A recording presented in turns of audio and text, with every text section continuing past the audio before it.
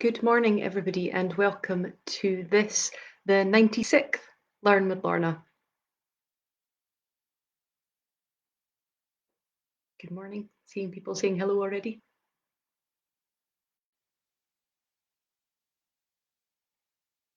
So welcome to this week's Learn with Lorna. My name is Lorna Steele-McGinn. I'm a Community Engagement Officer with the Highland Archive Service. The Highland Archive Service has 4 archive centres that look after the historic documents relating to the Highlands of Scotland. So we have an archive centre in Inverness, one in Wick, one in Portree, and one in Fort William.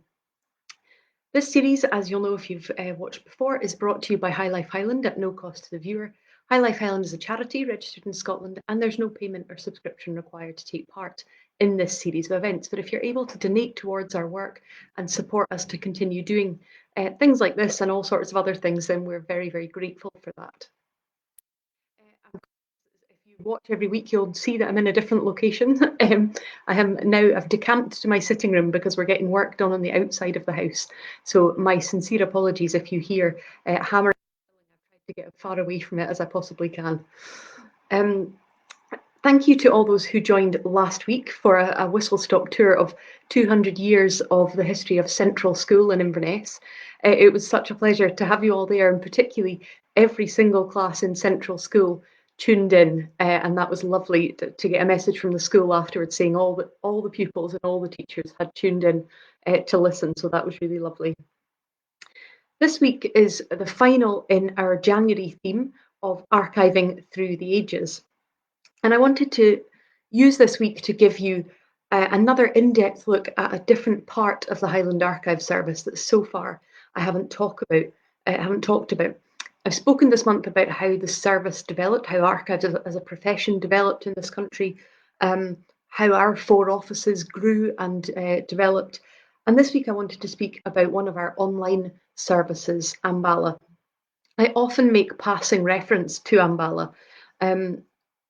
Often when I'm talking, I'll say there's a complimentary image on Ambala or so on. But this week I wanted to really focus just on that website. What is it? Where did it come from? And I've also, you'll see, put the title of the website within the title of this event because I'm very conscious, as I'll touch on later on, that the name Ambala is a little bit tricky sometimes. So Ambala, just as a kind of one sentence introduction, is our Highland history and culture website. It's a digital repository of images of archive material from both Highland Archive Service collections, but also from a wide range of other individuals and organisations. And I'll touch on that later on as I talk about how it developed. Now, the idea of creating the concept of this resource was the brainchild of a man called Stuart Brownlee, who in the late 1990s was the head of libraries and archives for the Highland Council. And if you remember, when I spoke about the history of the archive service, the service at that point was still in its infancy. We had started in the 1990s. So in 1998, there was something called the New Opportunities Fund that was established in the UK. The purpose of this fund was to distribute money from the National Lottery to a variety of things, but including a mass digitisation programme with the aim of cultural enrichment.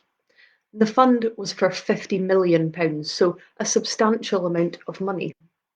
Now, Stuart Brownlee and others were very aware that the Highland Council had a large amount of material that was very culturally important and significant, both to the Highlands and also to people further afield. But a large amount of that material was hard to access for one reason or another. And so when this fund came about, there was an obvious link up between an existing situation in the council and a potential way of resolving it. And so a consultation exercise was undertaken to see if members of the public also felt that a project to digitise some of the material in the Highland Council collections and to create an online platform for them was needed or wanted. And the results of that consultation were overwhelmingly positive. The vast majority of people who responded felt that the libraries and the archive services had a very important role to play in supporting communities, um, both in their history, preserving and learning about, but also crucially, that the archives and the library service had a very important role to play in supporting community identity across the Highland. And that's a really interesting aspect as well. The people who answered this consultation also felt that there was an important role that the archive and library service could play in providing online access. So, and it's really funny, and I'll touch on this as I go through, but it's really funny to remember that this is, these are in the days when online access to things really wasn't very common. It seems so much a part of daily life now that it's very hard, I think, to remember how very, very recently it was that the idea of having an online repository was very unusual. And so the people who answered this consultation felt that yes, there was a role in digitising the collections and making them accessible. And one of the other things that came out from this consultation was that there was a strong demand for this sort of resource of online cultural material from the Gaelic community. And when I say the Gaelic community, I mean learners of Gaelic, native speakers of Gaelic, Gaelic groups, right across that range. There was a feeling that an online repository of information would be very beneficial. And so the Common na Gaelic, who were then responsible for promoting Gaelic development and Gaelic issues, became a supporting partner of this project, as did the Highland Council's Gaelic Working Group. There was also widespread support for this project from Gaelic heritage organisations and groups overseas. So, for instance, in Cape Breton in Canada, there's a community with a strong link to the Highlands of Scotland because of the large-scale immigration that happened to that area in the 1700s and 1800s. And so the fund was developed, the project consultation that was put out had support both locally and also internationally. And so an application was put in.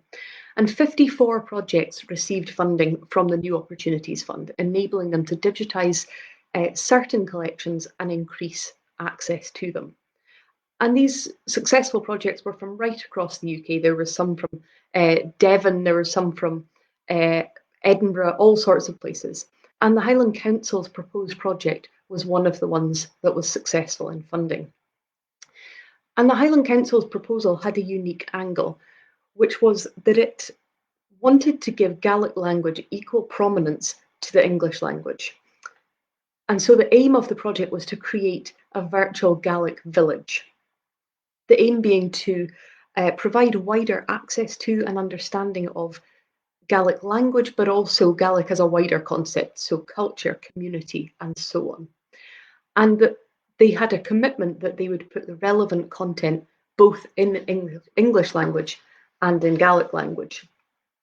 And this vision resulted in the council's bid being awarded the fourth largest amount from the New Opportunities Fund, £900,000, on the condition that consortium partners were integrated into the project so that it would be a variety of voices round the table. As is often the case in these things, it was a bit of a challenge to tie everybody down. But in the end, memorandums of agreement were signed with I knew I was going to say that wrong. This is my non-native Gaelic speaking coming out as a problem again. So agreements were signed with Tai Kersava, I think, the trust. But please, if you work for them, please do correct me. This is a charitable community arts and heritage trust in North Uist, still going very strong. Their remit was at the time to commission and host contemporary art exhibitions. So an agreement was signed with them from an art perspective, and also with West Highland Animation, who were based in Balquhidder in Perthshire.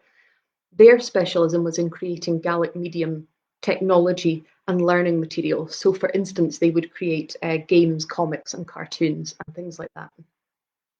And so that group of those three organisations then had a wide variety of skills around the table, but a shared common background in a range of experience in creating innovative ways to deliver services for the communities that they served, and also a particular ability to serve the scattered communities of the Highlands and Islands. And I know I've said this before, I won't use the word rural, I won't use the word remote, because that's all relative, but certainly the communities across the Highlands and Islands are dispersed, scattered. The other thing that this kind of steering group or consortium shared was a desire to create a resource which had a wide range of content on it, but something that would meet the needs of the people both in the Highlands and outside the Highlands who had an interest in Highland heritage and culture and the Gaelic language. And so that was the basic premise behind the start of the project that became Ambala. Now, in addition to that sort of core group, there was support from neighbouring local authorities. So obviously this was the Highland Council project, but Argyll and Bute Council came as supporters, and so did various other heritage organisations such as Clandonald Lands Trust and others. And incidentally, Tober and Dulchas, which some of you, a website some of you may well be familiar with, which contains oral history recordings from across Scotland, fantastic resource. We love Tober and Dulchas. That was originally also going to be part of this Ambala project, but it received successful funding in its own right, and so it became a standalone project. But as I say, one that Ambala retains very close ties with. The original aim of Ambala, and anyone who is familiar with the website will know that this is not the way it looks now, but the original aim was that the site users would literally enter a village. So they would walk on the screen into a village. They could explore the croft, the school, the sea, the coastline, the church, the hall, and so on. And then there would be linked archive material within each of those sections. And it was at this point that the name Ambala was formalised. Ambala means the village in Gaelic, and we'll come back to some of the issues surrounding that as we go forward. But it was at that point that really the project took a name and a defined form. Now, Ambala's mission statement at this development stage was this, and I'm going to read the exact wording. This was the mission statement at this formative stage of the project. That the project would draw together a large and varied range of materials which are of cultural, historical and linguistic significance to the communities of the Highlands and Islands and the Gaelic diaspora overseas, but which are currently extremely difficult to access for reasons of geography and fragility. The project will provide a major learning and research resource for everyone with an interest in the language, culture and history of the Scottish Highlands and Islands. And to a large extent, that remains true, which we'll come on to. But that mentions in there that two of the twin issues that were faced by people when trying to access this material. There were issues of geography and issues of fragility. So what were those issues? Well, geography, as you'll know, A, if you live in the Highlands, and B, if you've heard me speaking before, the material that was held by the Highland Council was predominantly in Inverness. So the main collections were the reference library, the archive service, which of course at that point was just in one site, Inverness Museum, the photographic archive, the archaeology service, all of that was in Inverness. But also there were collections in Wick, in Portree, in Fort William, and in all sorts of other places.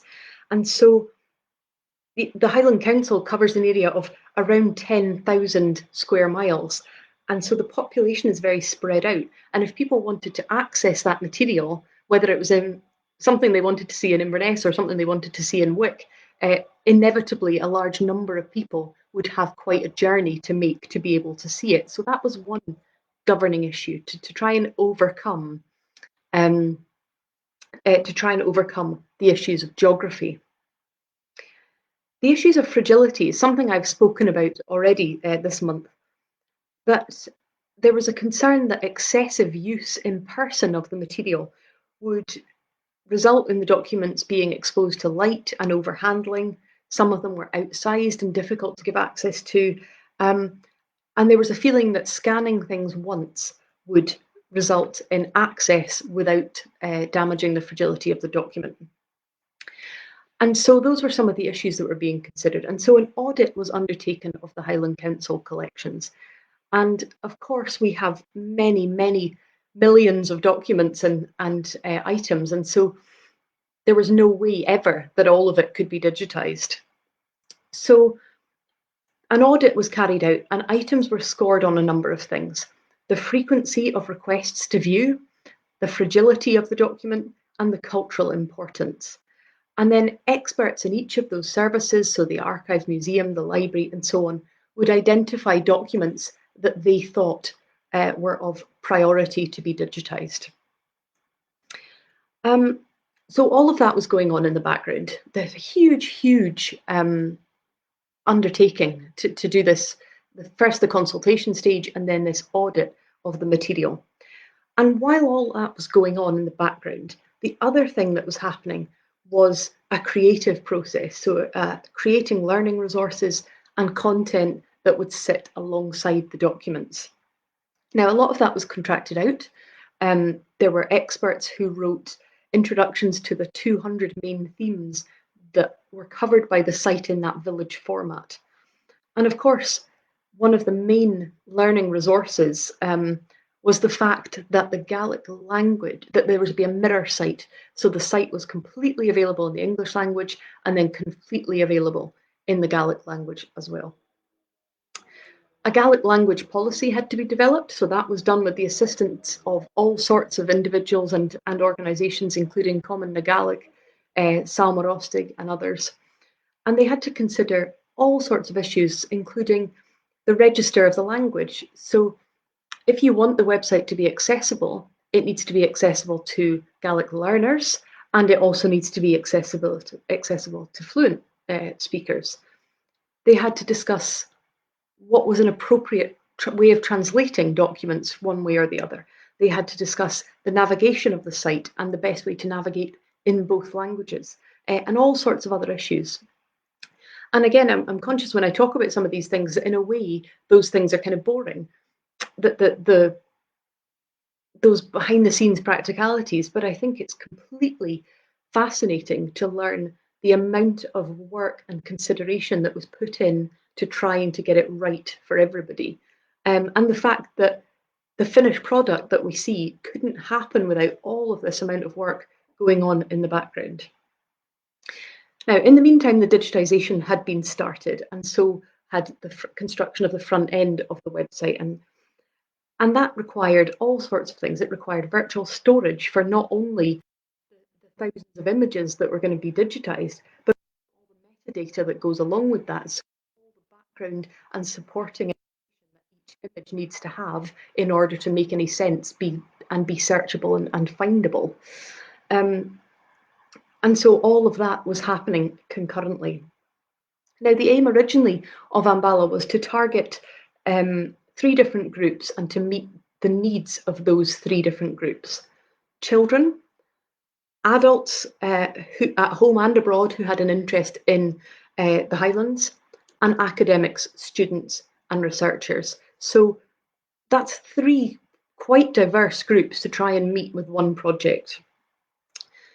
It wasn't designed specifically to cater to the needs of tourists or to cater to the needs of genealogists. Although, of course, both of those can fit into the category of adults with an interest in the Highlands. But I just think it's another interesting strand that, of course, it's of interest to people coming on holiday to the Highlands, but that wasn't the fundamental purpose of it.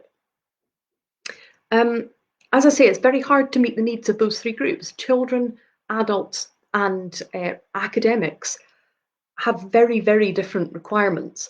And so in 2002, there was a decision made to confine the very colourful animated sections, which had come about at the beginning with those partners who were animators and so on, to confine all of that just to the children's section and to also design a very professional looking end that wouldn't alienate researchers, because one early focus group said that an academic researcher wouldn't use a website that looked bright and colourful and cheery. So all of that has to be considered along the way. And as my colleague Jamie says, who is the Ambala coordinator, you have to listen when those comments come in about what's working and what's not working.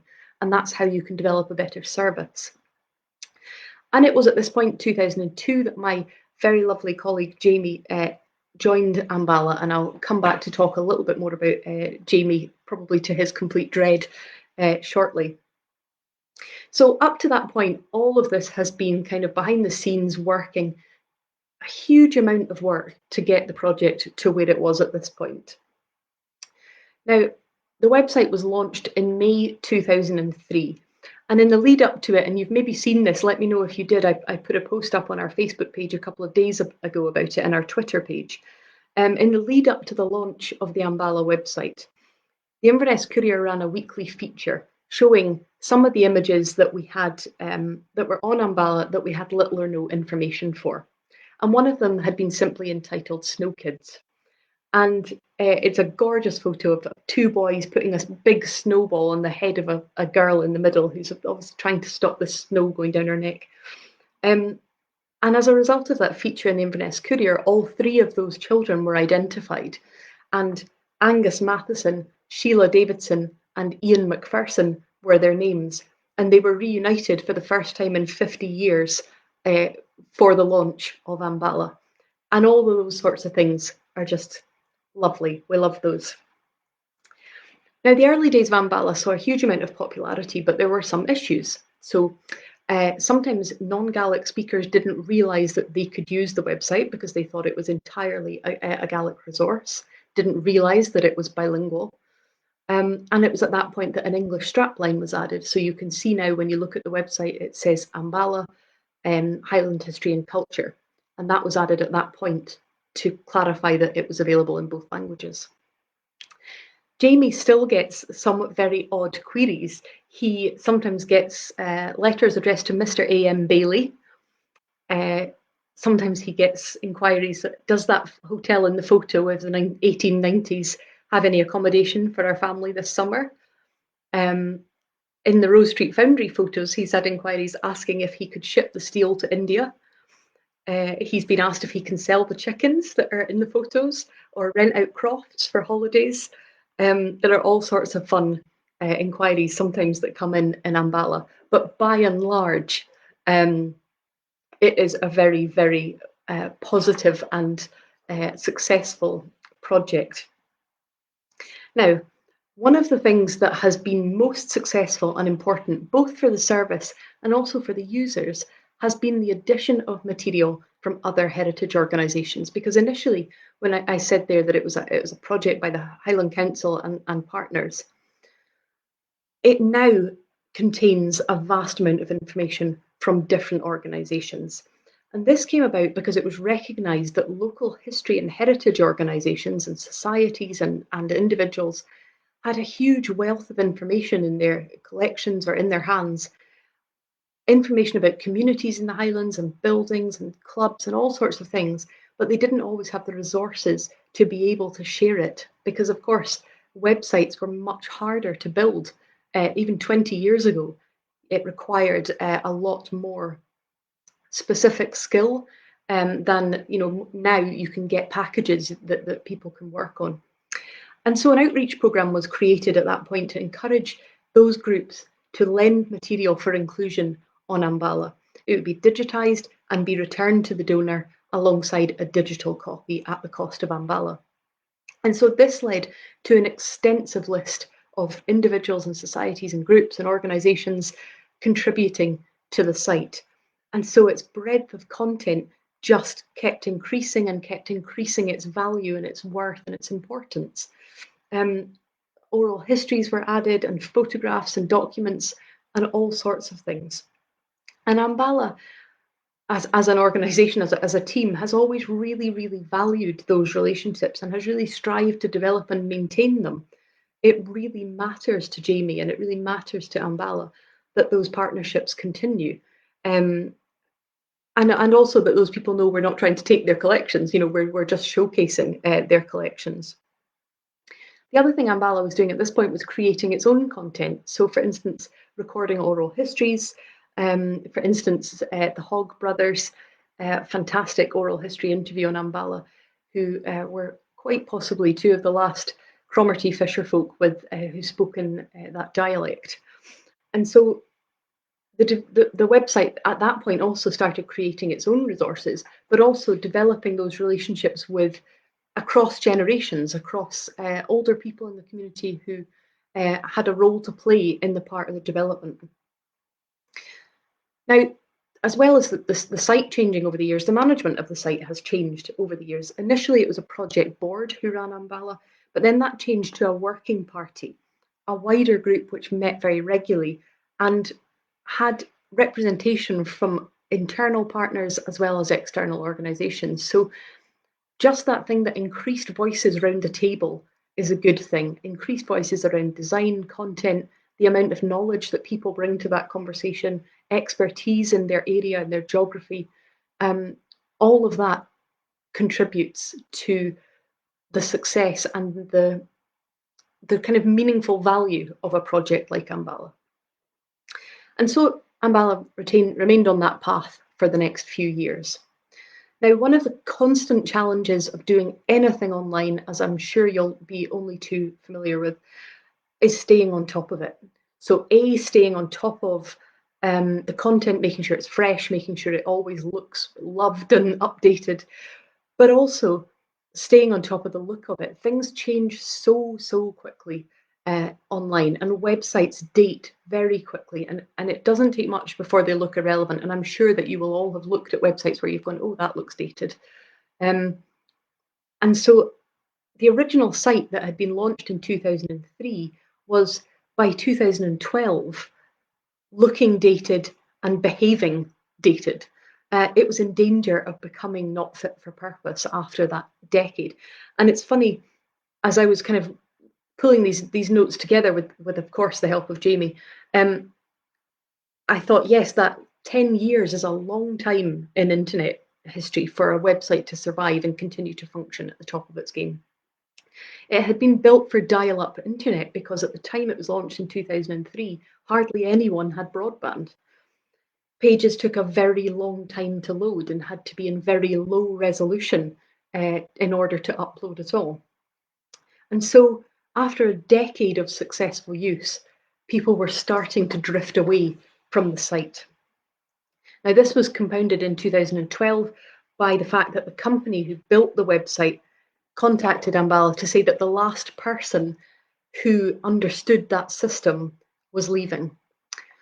So the site was now at risk. Existing material couldn't be edited, new material couldn't be added, the technology was becoming out of date, and the audience were starting to get a bit bored with it.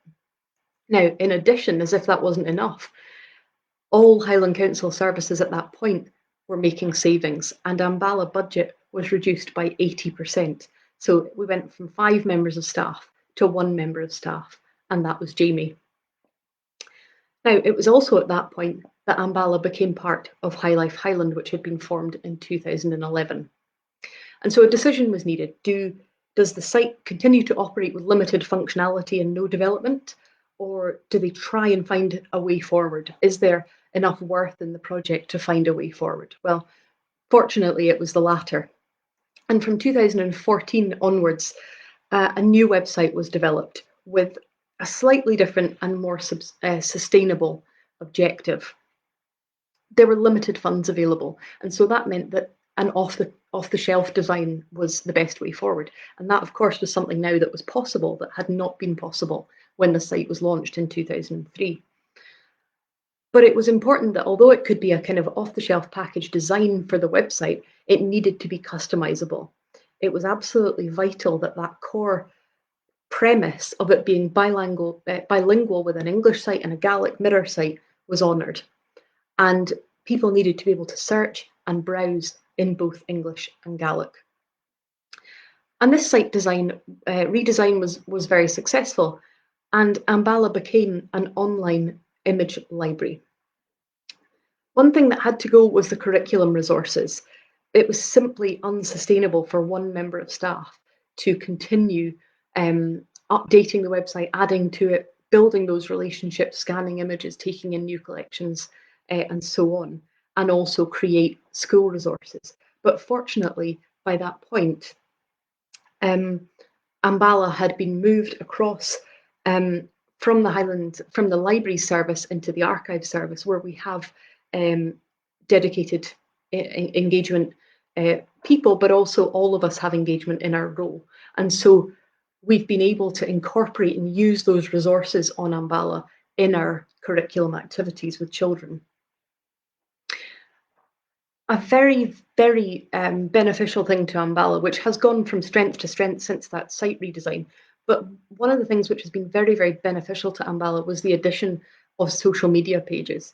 Facebook and Twitter are hugely popular for Ambala because, of course, the site is so full of photographs. And so that has been a huge success. The site had another refresh in September 2020 to make it mobile and tablet friendly. So again, it's that constant need to stay on top of the technology and make sure that the user's needs are met in the best possible way. And Jamie works absolutely tirelessly on Ambala. He adds content, he edits and reworks captions, he answers many inquiries, and I know I gave some silly ones earlier, but most of his inquiries are to do with people publishing books or wanting the images for TV programs, all sorts of different things. And he does a lot of work sharing Ambala content on social media. He is a team of one, but he also has a team of a small group of dedicated volunteers.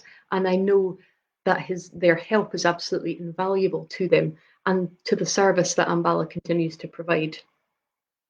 He's also, just as an aside, a complete constant source of support and information to the rest of his colleagues. There's very rarely a day goes by when I don't say, Jamie, I need an image to accompany an article I'm writing or a newspaper article or all sorts of things, as well as technological crises that I have that Jamie bails me out of. So a huge amount of work now done by one person and some volunteers to continue that website. And Ambala now has around 10,000 visits per month. It has 36,000 followers on Facebook and 10,000 followers on Twitter. There are around 25,000 images on Ambala, and there are more added every week. So please do go and have a look at the website. I'm so glad I put the title of it in the title of this film so you can find it. Please do go have a look at some of the content that's on there. There are some amazing photographs and documents on there from Highland Archive Service collections, but also from a really wide range of museums and organisations across the Highlands. If you're interested in seeing updates from them, then please do have a look on their Facebook and Twitter page. All sorts of great photos on there. And Jamie often runs something where he's looking for information. So he'll put up an image of a photo or a person and see if anyone can provide information. So a lot of caption material can be crowdsourced on Ambala, which is very, very useful for us as well. I'm going to stop talking. I'm only 3 minutes over. I hope that has helped to explain another strand of the Highland Archive Service, one that I talk about a lot in passing. As I say, I'm very conscious I throw out comments about Ambala. So hopefully now you know a little bit about where that website has come from and how much it's grown and developed and how much it's appreciated now. I hope you can join me next week. Next week we will be moving on to February's theme of Love Archives, starting on the story, both beautiful and tragic, of James and Evelyn Barron. A reminder that this series is brought to you by High Life Highland at no cost to the viewer, that High Life Highland is a charity registered in Scotland, and that there's no payment or subscription required to take part in this series of events. But if you're able to donate towards our work and help support us, then we're very grateful for that. And there's also, if you go to that link to donate, there's a place to be able to donate directly to Ambala as well. So thank you for joining me.